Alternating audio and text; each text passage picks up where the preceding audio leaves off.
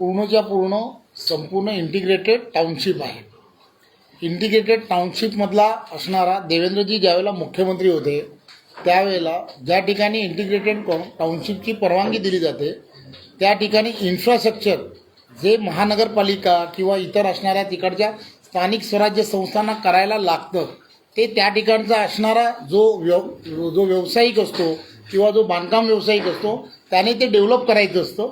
ते डेव्हलप केल्याला लागणारे जे पैसे असतात ते पैसे मोठ्या प्रमाणामध्ये लागत असतात आणि मग असा एकत्रित असा जर प्रकल्प झालेला असेल मग तो 100 एकर असेल किंवा त्यापेक्षा जास्त असेल त्या ठिकाणी अशा सवलती जर उपलब्ध असतील तर त्या ठिकाणी करामध्ये जी सवलत आहे ती सवलत दिली पाहिजे.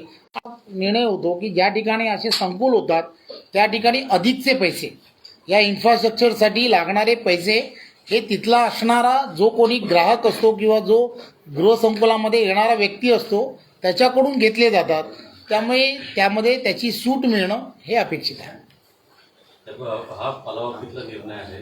गावांची नावं सांगितली आपण. तो संपूर्ण भाग आहे. हा संपूर्ण भाग जो आहे त्या भागातील लोकांना याचा फायदा होईल. मात्र हे कधीपासून लागू होईल हा निर्णय आज झालेला आहे का? लगेच उद्यापासून हा निर्णय जो आहे तो त्या ठिकाणी लागू होईल.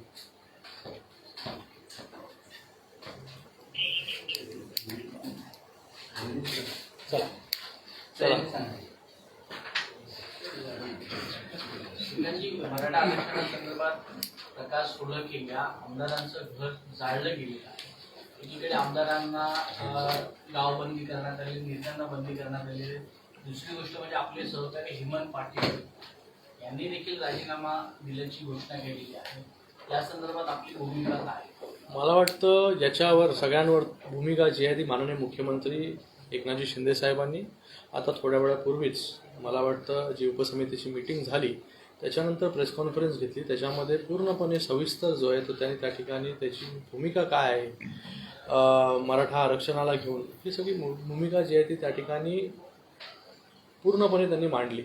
आणि हे जे व्हायलन्स ज्या सगळ्या होत आहेत सगळे ठिकठिकाणी गावबंदी होते त्याच्यावरती पण त्यांनी त्यांचं मत प्रकट केलं की ह्याच्या अगोदर देखील लाखोंच्या संख्येने मराठा मोर्चा त्या ठिकाणी निघाले आणि या ठिकाणी जी आहे ही सरकारची मंशा जी आहे ही प्रामाणिक आहे. त्या ठिकाणी मराठा समाजाला आरक्षण हे मिळालंच पाहिजे पण ते टिकणारं मिळालं पाहिजे. त्या ठिकाणी जे डॉक्युमेंट्स आता जस्टिस शिंदेंच्या अंडरमध्ये जी कमिटी स्थापन झाली ते काम त्या ठिकाणी करतायत आणि त्या ठिकाणी त्यांना काही मला वाटतं 10,000 जे आहे हे त्या ठिकाणी त्यांना दाखले त्या ठिकाणी मिळाले 11,500 जे आहे तो थोडा वेळ जो आहे तो त्या ठिकाणी त्यांनी मागितलेला आहे आणि त्या ठिकाणी फुल प्रूफ असं आरक्षण कशा प्रकारे दिलं जाईल मराठा समाजाला. कारण की ते परत जे आहे हे सुप्रीम कोर्टाने जेव्हा आपण दिलं माननीय आताचे उपमुख्यमंत्री देवेंद्रजी फडणवीस साहेब होते तेव्हा मुख्यमंत्री ते होते तेव्हा मुख्यमंत्र्यांनी तेव्हा निर्णय घेतला होता तो हायकोर्टामध्येही टिकला पण सुप्रीम कोर्टामध्ये जे आहे हे काही त्याच्यानंतर जे सरकार आलं त्यांच्याकडून जी पूर्तता झाली पाहिजे होती ती पूर्तता त्या ठिकाणी झाली नाही. त्या पूर्तता न झाल्यामुळे जे आहे हे त्या ठिकाणी सुप्रीम कोर्टाने एक निर्णय घेतला आणि तो निर्णय जो आहे हा या ठिकाणी जो आहे तो आरक्षण जे दिलं होतं ते त्या ठिकाणी टिकलं नाही. तर पुन्हा तेच नको व्हायला. सगळ्या डॉक्युमेंट्सची पूर्तता त्या ठिकाणी झाली पाहिजे. त्याच्यासाठी सुप्रीम कोर्टामध्ये जे लागेल ते देण्याचं काम आणि क्युरेटिव्ह पिटिशन पण ओपन झालेलं आहे. त्या ठिकाणी पण एक स्मॉल विंडो आपल्यासाठी ओपन झालेली आहे मराठा समाजासाठी की त्या ठिकाणी मराठा समाजाला टिकेल ते आरक्षण कसं मिळेल जेणेकरून सुप्रीम कोर्टामध्ये देखील ते टिकलं पाहिजे. तरच लॉंग टर्ममध्ये जो आहे तो मराठा समाजाला जो आहे तो इतका मोठा मराठा समाज आहे त्याला त्याचा फायदा होऊ शकतो आणि मला वाटतं त्या दिशेने जे आहे हे सरकार त्या ठिकाणी पावलं उचलते. राजभवनामध्ये विरोधकांनी भेट घेतली आहे राज्यपालांची आणि मराठा आरक्षण संदर्भात त्यांनी एक पत्र देखील दिले.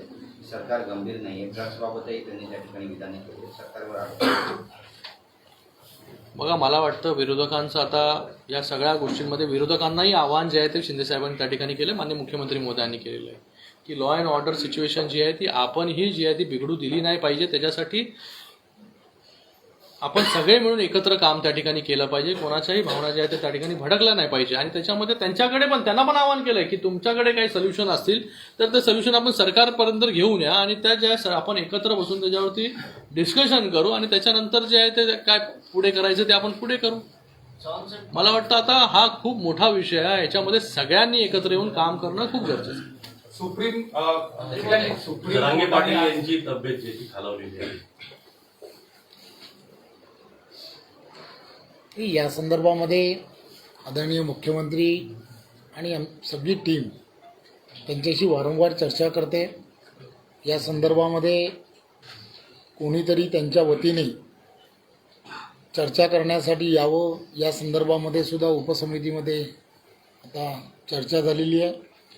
कोणी यावं या संदर्भात तिथले असणारे कलेक्टर्स असतील आणि तिथले असणारे SP हे प्रत्यक्षात जाऊन त्यांच्याशी चर्चा करणार आहेत आणि त्यानंतर त्यांच्याशी उद्या या संदर्भात जी चर्चेला त्यांना वेळ दिली. चव्हाण साहेब, बाळासाहेब थोरात असं म्हणतात की आजची बैठक झाली त्यात काय फारसं वेगळं मिळालं नवीन काय नाही. मिळेल? नवीन काय मिळालं? की आपण सर्वांना माहीत आहे की मराठा आरक्षण आणि मराठा आरक्षणाचा जेव्हा जेव्हा विषय येतो त्यावेळेला कोणताही पक्षातील कोणीही व्यक्ती या सगळ्या गोष्टीला विरोध करत नाही. सर्वजणांचं मत, सर्व पक्षांचं मत हेच आहे की मराठा आरक्षण मिळालं पाहिजे. फक्त आता या संदर्भामध्ये ज्या वेळेला अशी परिस्थिती येते त्यावेळेला विरोधी पक्ष म्हणून काही लोक, काही मंडळी ही स्टेटमेंट देत आहेत. या सगळ्या गोष्टी कुठेतरी कायदा आणि सुव्यवस्था या सगळ्या गोष्टी राखण्याच्या दृष्टिकोनातून काही योग्य नाहीत. त्यामुळे आदरणीय मुख्यमंत्री असतील आणि सर्व मंडळी सातत्याने हे सांगण्याचा प्रयत्न करत आहेत की मराठा आरक्षण हे देण्यासाठी कोणाचाही विरोध नाही, ते टिकलं पाहिजे. यासाठी जे प्रयत्न करायला हवेत त्या प्रयत्नांसाठी जे करायला हवेत, प्रयत्न ज्या पद्धतीने करायला हवेत, ज्या दिशेने जाऊन करायला हवेत, सुप्रीम कोर्टाने त्यावेळेला जे डायरेक्शन्स दिले त्या डायरेक्शन्सच्या हिशोबाने करायला हवेत, ते सगळे प्रयत्न हे सुरू आहेत. धन्यवाद. नहीं छोड़ के